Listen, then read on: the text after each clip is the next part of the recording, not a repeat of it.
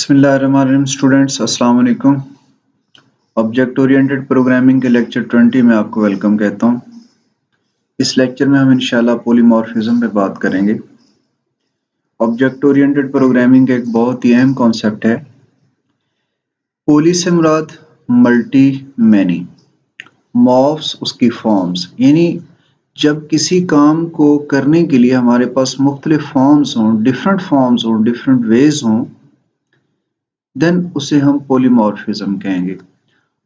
Previous lectures में हमने overloading पे बात की, जिसमें फंक्शन ओवरलोडिंग और ऑपरेटर ओवरलोडिंग हमने सीखा। फंक्शन ओवरलोडिंग क्या थी कि ऐड के नाम से हम तीन फंक्शन बना लेते हैं। एक में एक आर्गुमेंट है, दूसरे में दो हैं और तीसरे में तीन हैं। वो नेचर ऑफ आर्गुमेंट भी डिफरेंट हो सकती है, नंबर ऑफ आर्गुमेंट्स भी डिफरेंट हो सकती है, लेकिन नाम जो है वो एक ही है।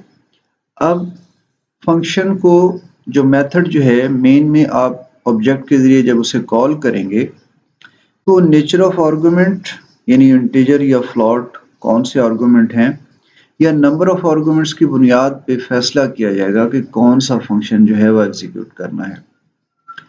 नाम एक ही है ऐड, बट उसकी जो वर्किंग है वो डिफरेंट है। जैसे अगर आप ऐड के लिए दो इनपुट्स यूज करते हैं, दो आर्गुमेंट्स, तो वो फंक्शन दो आर्गुमेंट्स को ऐड करके रिजल्ट रिटर्न करेगा।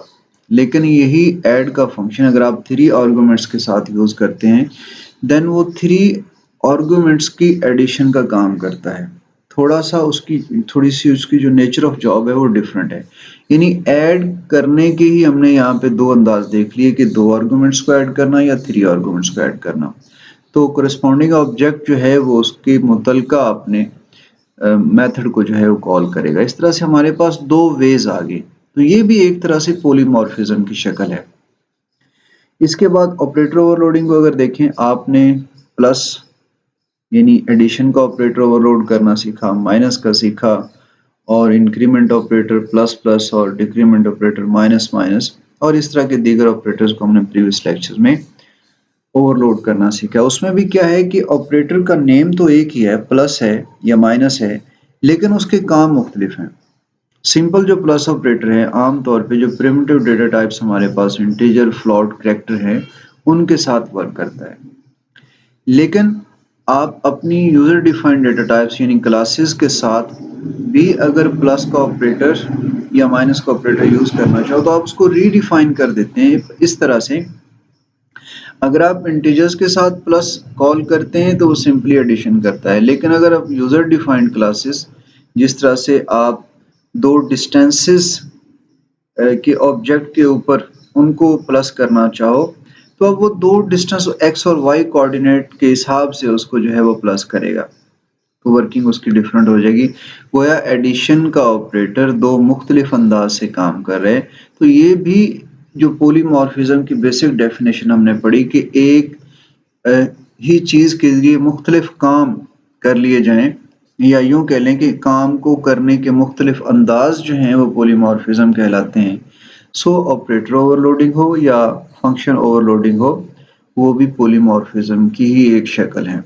अब ये ऐसी शक्ल है जो कि कंपाइल टाइम पे डिसाइड हो जाता है कि इस ऑब्जेक्ट के साथ कौन सा मेथड कॉल होगा। मीन इसको अगर आप थोड़ा सा गौर फरमाएं तो कुछ यूं इसका मतलब बनेगा कि कंपाइल टाइम पे चूंकि पता होगा कि आर्गुमेंट्स दो हैं, तो दो आर्गुमेंट्स वाला मेथड ही उसके साथ बाइंड किया जाएगा कि जब एग्जीक्यूट हो तो फिर यही फंक्शन जो है वो एग्जीक्यूट करना है। और अगर तीन का वहां पे तीन वाला मेथड लिखा हुआ है तो कंपाइल टाइम पे डिसाइड हो जाएगा कि एग्जीक्यूशन में कौन सा मेथड जो है वो कॉल होना है, यानी थ्री आर्गुमेंट्स वाला। तो इस तरह की जो पॉलीमॉर्फिज्म है, जो फंक्शन ओवरलोडिंग है या ऑपरेटर ओवरलोडिंग है, this is called compile time polymorphism. अब पॉलीमॉर्फिज्म चूंकि सिर्फ फंक्शंस के ऊपर होती है या मेथड्स के ऊपर ही होती है, लिहाजा हम ऑपरेटर ओवरलोडिंग को एक साइड पे करके ये कह सकते हैं कि कंपाइल टाइम पॉलीमॉर्फिज्म में मेथड ओवरलोडिंग जो है वो शामिल है। अब इसके बाद एक और भी सिचुएशन आती है जो कंपाइल टाइम की बजाय रन टाइम पे डिसीजन लेती है कि इस काम के लिए कौन सा मेथड जो है कॉल करना है, that is method overriding. Method overriding में क्या करते हैं कि बेस क्लास में एक फंक्शन जो है वो डिफाइन करते हैं और उसको डिराइव्ड क्लासेस में फर्दर दोबारा इंप्लीमेंट कर लिया जाता है। यानी ऐड का अगर आपने एक फंक्शन लिया, अब ऐड का फंक्शन जो है बेस क्लास में है और उसी को आप रीडिफाइन कर लें अपनी डिराइव्ड क्लास में, तो ये जो है रन टाइम पॉलीमॉर्फिज्म कहलाएगा। अभी हम इसकी डिटेल जो है एक एग्जांपल के जरिए देखते हैं। जी, हम एक बेस क्लास बनाते हैं, क्लास बेस कैपिटल बी के साथ बेस, और इसमें कोई प्राइवेट मेंबर्स और कुछ पब्लिक मेंबर्स जो हैं वो हम बना लेते हैं। पब्लिक मेंबर्स में हमने ऐड का जो फंक्शन बनाया उसकी रिटर्न टाइप जो है वो कुछ नहीं है, वाइड ऐड, और ये कुछ आर्गुमेंट्स लेता है सपोज एक्स और इंट वाई, और यहाँ हम इसकी डेफिनेशन में ऐड करने की वजह सिंपली ये लिखते हैं सी आउट के add method of base class call. Okay, अब हम एक और डिराइव्ड क्लास बनाते हैं, क्लास डिराइव्ड, जो कि इनहेरिट कर रही है पब्लिकली बेस क्लास को, और यहां भी हम ऐसे ही उसका एक मेथड बनाते हैं ऐड का। गोया हम बेस क्लास में एक ऐड फंक्शन बना रहे हैं या मेथड बना रहे हैं और उसी को रीडिफाइन कर रहे हैं दोबारा, जो कि इनहेरिट कर रही है ये क्लास, तो डेफिनेटली ऐड का फंक्शन भी पब्लिकली इनहेरिट होगा। और अगर हम इसमें ऐड की अपनी डेफिनेशन डाल रहे मीन्स कि उसको रीडिफाइन किया जा रहा है, जो हमने बात की थी कि रीडिफाइन करने वाली, add method of derived class call. अब हम मेन के अंदर आते हैं, मेन, और मेन के अंदर स्क्रीन क्लियर करने के लिए CLS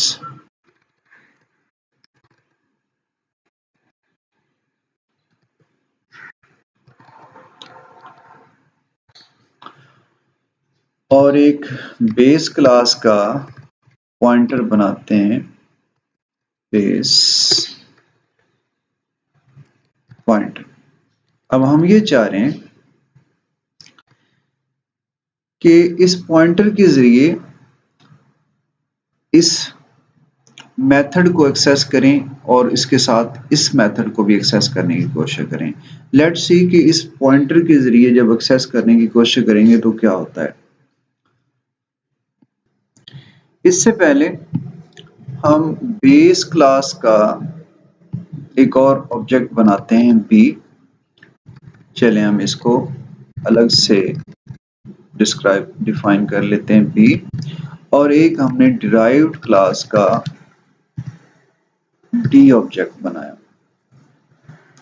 अब अगर सेपरेट हम इनको कॉल करें बी डॉट एड, इसको कुछ वैल्यूज ऐसे पास कर दी फर्जी, और डी डॉट एड, तो यकीनन ऑब्जेक्ट्स जो हैं वो मुतलका मेथड्स को कॉल करेंगे। अभी देखते हैं इसकी आउटपुट क्या आती है। Add method of base class का कार्ड, यानी पहले जो है बेस क्लास जो है उसका ऑब्जेक्ट बी, उसका मेथड ऐड कॉल हुआ उसके बाद डी जो डिराइव्ड क्लास का ऑब्जेक्ट है उसके जरिए ऐड मेथड कॉल हुआ।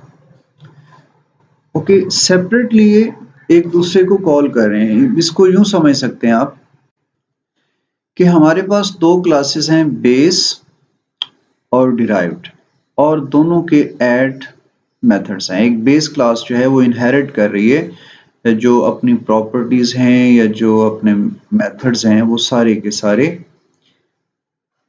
अपनी डिराइव्ड क्लास को। तो ये सारे के सारे मेथड इसके पास आ रहे हैं।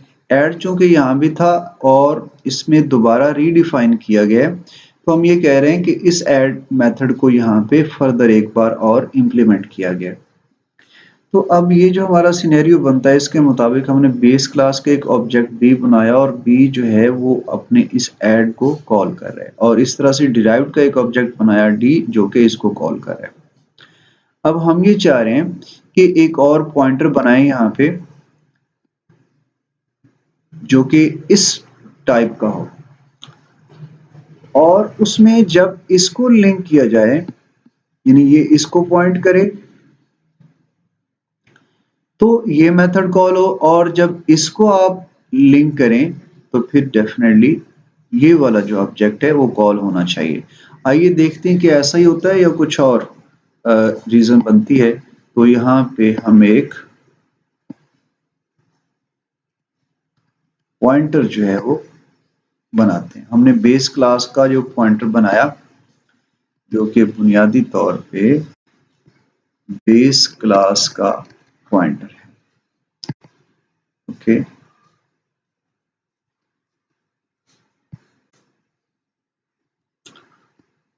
अब इस बेस क्लास का जो एड्रेस है वो हमने रखवा दिया base is equal to address of B, और इसके बाद हम इसको डिलीट कर देते हैं। अब जो हमारा कोड है वो कुछ यूं बन रहा है कि हमने बेस क्लास का एक ऑब्जेक्ट बी क्रिएट किया और इसका एड्रेस रखवाया बेस क्लास के पॉइंटर में। तो अब ये चूंकि बी जो है वो इसका ऑब्जेक्ट है तो डेफिनेटली बेस का जो ऐड फंक्शन है वो कॉल होगा। ओके, देखते हैं कि हमने इस बेस के जरिए, चूंकि ये पॉइंटर है, अब आपको एरो साइन यूज करना पड़ेगा। बेस के जरिए ऐड फंक्शन जो हमने कॉल किया। Let's see what happens. Okay, add method of base class card. अब चूंकि हमने बेस के अंदर इस बी का एड्रेस रखवाया था जो कि बेस क्लास का ऑब्जेक्ट था, तो जाहिर है ऐड फंक्शन ही प्रिंट होना था। लेकिन अगर इस डी ऑब्जेक्ट यानी डिराइव्ड ऑब्जेक्ट का एड्रेस यहाँ पे रखवाते हैं तो चूंकि ये इसको पॉइंट कर रहा होगा इसलिए लामहला तौर पर ये फंक्शन जो है कॉल होना चाहिए था। तो अब हम देखते हैं कि इसके जरिए हम जब डिराइव्ड के ऑब्जेक्ट का एड्रेस इसको असाइन करते हैं तब क्या होता है। तो दोबारा हमने इसको एग्जीक्यूट किया। अगेन ये वही बेस क्लास जो है उसका ऐड मेथड कॉल हो रहा है। यहाँ देखिए add method of base class card, हालांकि हमने डिराइव्ड क्लास का ऑब्जेक्ट जो है वो उसको पॉइंट किया है यानी उसका एड्रेस इसमें रखवाया है। तो अब होना तो ये चाहिए था कि इस डिराइव्ड क्लास का जो ऐड मेथड है ये कॉल हो, मगर ऐसा नहीं है। इसकी रीजन क्या है? इसकी रीजन ये है कि ये बेस पॉइंटर में जब हमने, चूंकि ये बेसिकली बेस क्लास का है इसलिए कंपाइल टाइम पे ये डिसाइड किया गया कि बेस क्लास ही का पॉइंटर बेस क्लास को ही पॉइंट कर रहा है। भले आपने बाद में रन टाइम पे उसको चेंज कर दिया बट रन टाइम पे ये डिसीजन नहीं हो रहा। ये कब हो रहा है? ये कंपाइल टाइम पे हो रहा है। इसलिए ये हमेशा आप जो भी इस बेस पॉइंटर में रखवा देंगे लेकिन हमेशा ये अपनी बेस क्लास का जो मेथड है उसी को कॉल करेगा।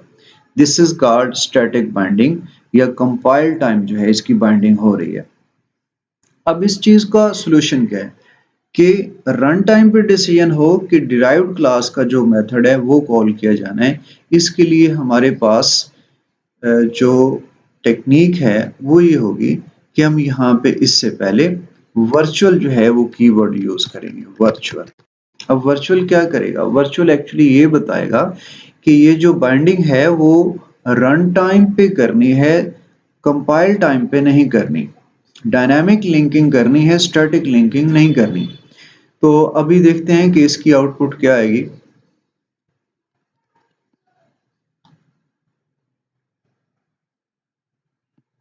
जी, आपने देखा कि इस दफा जो मेथड कॉल हुआ है वो डिराइव्ड क्लास का मेथड कॉल हुआ है और इसकी जो मॉडिफिकेशन थी वो ये थी कि हमने बेस क्लास के इस ऐड मेथड को जो है वर्चुअल जो है बना दिया।